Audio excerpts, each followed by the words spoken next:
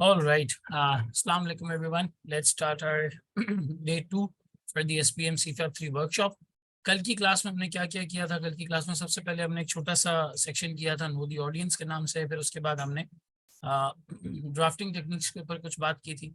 उसके बाद भी रिवाइज्ड परफॉर्मेंस मेजरमेंट, और परफॉर्मेंस मेजरमेंट के बाद हमने उसके ऊपर एक केस स्टडी की। केस स्टडी के अंदर न सिर्फ परफॉर्मेंस मेजरमेंट था बल्कि मार्केटिंग का एरिया भी था। तो हमने बिग डेटा, डिजिटल मार्केटिंग, ये वाली चीज़ें डिस्कस की थी। गोइंग फॉरवर्ड हमने एक और केस स्टडी की। पहली वाली केस स्टडी ICW से थी, दूसरी वाली केस स्टडी हमारे पास MSA2 के रेलेवेंट पार्ट से थी। MSA2 का एक क्वेश्चन हमने अंकल आजाद के नाम से किया था। उसमें भी हमने फाइनेंशियल परफॉर्मेंस और नॉन फाइनेंशियल परफॉर्मेंस दोनों को एनालाइज किया था।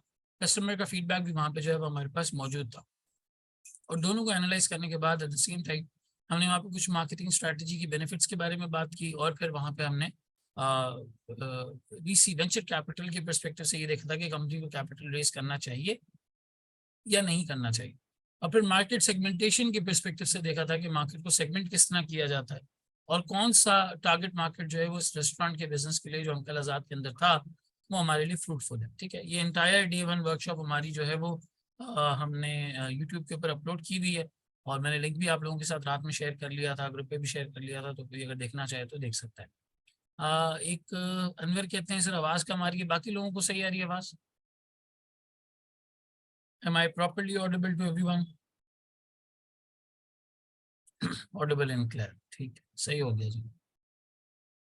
उनके पास आवाज़ लो आ रही हो सकता है उनका इंटरनेट का इशू हो, बाकी लोगों को सही आ रही है तो फिर मेरे एंड से कोई मसला अल्हम्दुलिल्लाह नहीं होना चाहिए। ठीक है सर, आज हम बात करते हैं कुछ स्ट्रैटेजी की। मैं हैंड आउट आप लोगों के साथ अभी शेयर करूंगा व्हाट्सएप पर, लेकिन जो केस स्टडीज आज हमारे पास हैं उस केस स्टडी के अंदर हम स्ट्रैटेजी का पार्ट देखेंगे, रिस्क असेसमेंट करेंगे उन स्ट्रैटेजी से जो रिस्क निकल के आ रहे हैं।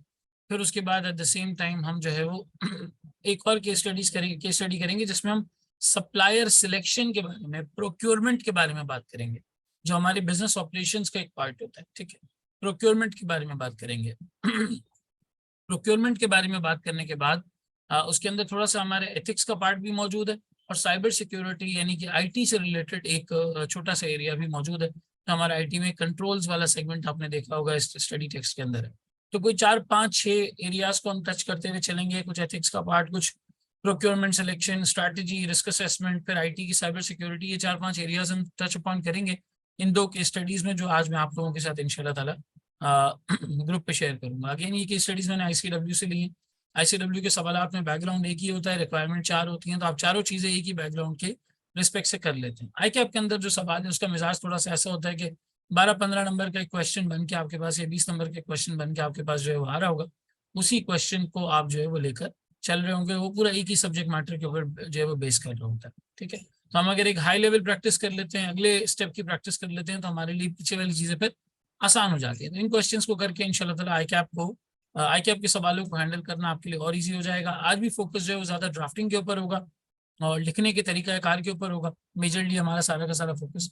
तो कोशिश करें आप साथ साथ ड्राफ्ट करें, क्वेश्चन पढ़ने के बाद मैं आपको टाइम दूंगा, उस टाइम को यूटिलाइज करें, लिखें उस आंसर को, और फिर उसके बाद कंपेयर करें when I discuss the answer my self after 10 to 15 minutes. ठीक है, ये हो गया हमारा आज के डे 2 का यहाँ पे छोटा सा एजेंडा।